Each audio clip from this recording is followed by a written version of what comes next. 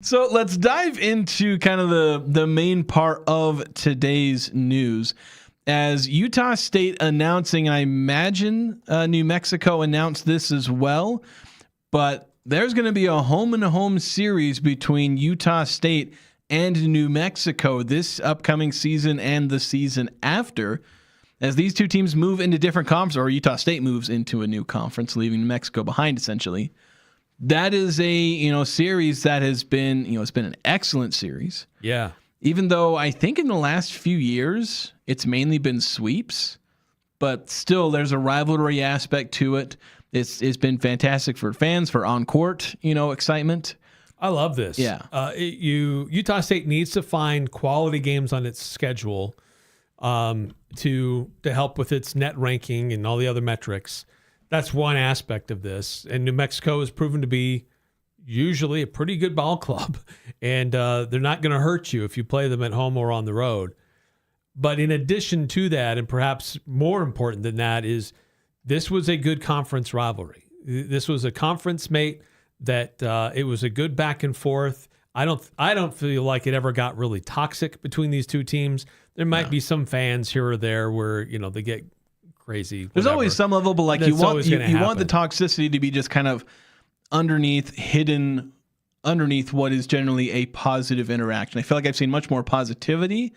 It was a bit rocky with the Bronco Mendenhall move. That things got a bit rocky for a second, but football related. But for basketball, these have been two programs that I feel have always respected each other, have always recognized that they're among the top in the Mountain West, and it doesn't appear to be any signs of that it's going to change, that those programs are not going to be good going forward. So I really like this move, and we've talked about this before. We would love to see, even though they're not in the same conferences anymore, I'd love to see Utah State still play some of those teams out of the Mountain West.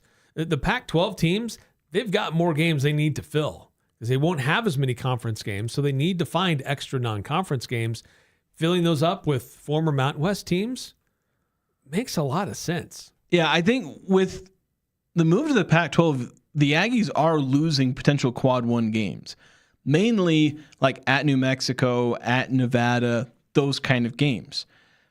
You want to be able to kind of keep those on the schedule while also benefiting from being in a tough Pac-12. So play a home and home with New Mexico, play a home and home with Nevada. And I honestly think like Nevada, New Mexico, and UNLV need to basically be ongoing home and home series. I think just those three programs. I know not every one of those programs is on the top of their game every single year. And Grand Canyon probably gives you better metrics than UNLV does. Yeah.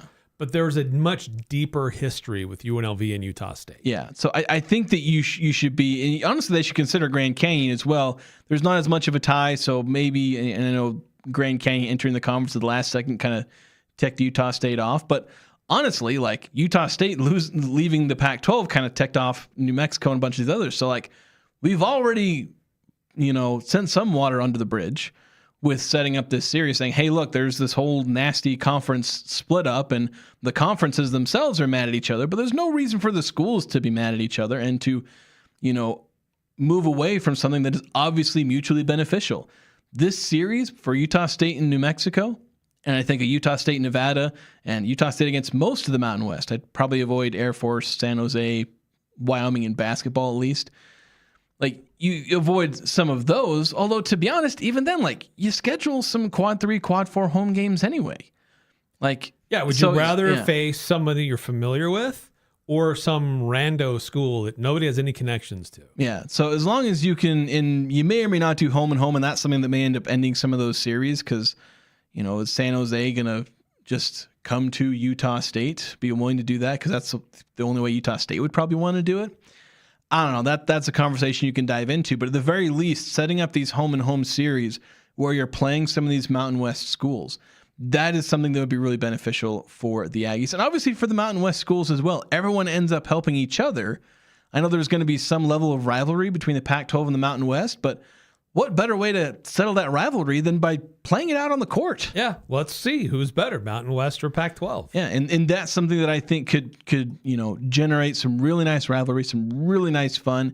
If you end up with like most of the Pac-12 facing a decent chunk of the Mountain West, every year you could be like, all right, who's got the better record? If you have like 10 or 15 games that are happening between Mountain West and Pac-12 schools, that's probably a really high number in that sense. But, if you got 6 or 7 Pac-12 schools playing 5 or 6 Mountain West schools every year, that could happen. But it'd be more like maybe 7 or 8 games. Yeah, by the way, this game, the first in this home and home series, will take place in New Mexico at the Pit on November 29th. That is a Sunday, the Sunday after Thanksgiving.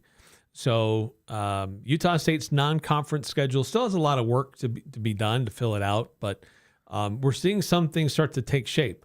So the return game will happen in Logan at the Spectrum the following season, but it's so far out when you look at basketball-wise. Like football, you can schedule these things out. Like you've got a very finite time when to schedule your non-conference games. It's like you're scheduling them in September and maybe August. It's like that's when they're all happening. You got a very fine window.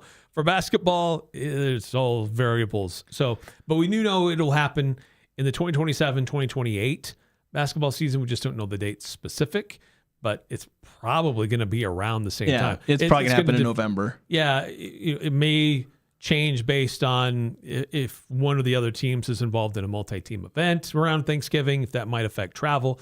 But regardless, we know for this upcoming season, November 29th in Albuquerque. Yeah, and so that's going to make for an excellent game as of right now. It's one of the better, depending on how Memphis is, we'll see. I know Memphis wasn't as good this past year, but they could certainly rebound this next year. So you've got 2 solid games on the schedule. I'm stealing off of the work of Braden Clark. I was going to do this myself, and then I didn't have time, but compiling the games that have been scheduled so far, I think there are dates set for most of these. But the Aggies will be playing at Memphis, at New Mexico, and then they have home games against Winthrop, Omaha, and Idaho State. So you have 3 cupcake games, essentially, and then 2 solid games. Again, in probably quad 1 games, both of them, I think. I know if you're basing it off of last year's metrics, Memphis is a quad 2 game. But I think they're going to be a quad 1 game next year, and I believe New Mexico will be a quad 1 game next year. So that's a pretty decent start for Utah State in its non-conference schedule. 5 out of 16 non-conference games. You got 2 quad 1 games. Go out there and add 2 or 3 quad 1 or quad 2, depending on a multi-team event. You're gonna need to stack a few more home games. That's something you're gonna do. They're gonna add a lot of home games against quad 3, quad 4 teams. Maybe they'll get a home game against maybe a quad 2 type opponent. But it's going to be a lot of quad 3, quad 4 home games. I'd expect at least like 8 or 9 of their non-conference games to be quad 3 or quad 4 home games. And then hopefully you're getting like at least half of your remaining games, like 7 or 8, quad 1 or quad 2. I think that's the goal. Play a true road game if you have to. Get a multi-team event. Get a neutral site game. But getting 7 or 8 quad 1 or quad 2 games in this non-conference schedule, I think is really important for this upcoming season. But also important is getting a bunch of those quad 3, quad 4 home games. Because there are a lot of newcomers to this team. It's a new coach, so the returners you do have to adjust to the new coach.